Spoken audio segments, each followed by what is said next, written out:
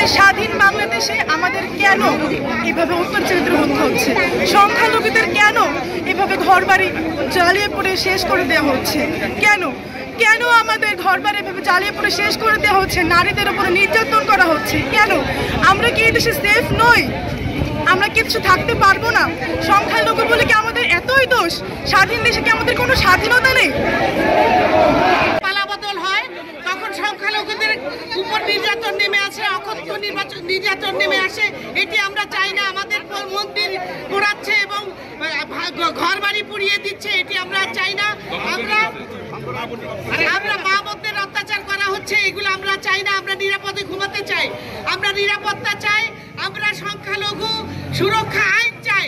এবং আমাদের প্রতিবার আমরা যখন কোনো ধরনের ধর্মীয় অনুষ্ঠান করি সেখানে আমরা নিরাপত্তা চাই। আমরা এইভাবে অনিরাপদভাবে ছেলে সন্তান নিয়ে আমরা ঘরে থাকতে পারছি না। সেজন্য আমরা আজকে পথে নেমে এসেছি। যতদিন পর্যন্ত আমরা নিরাপত্তা না পাবো ততদিন পর্যন্ত আমরা রাস্তাতেই থাকবো। আমার মাটি আমার মা, তুমি কে আমি কে, তুমি কে আমি কে,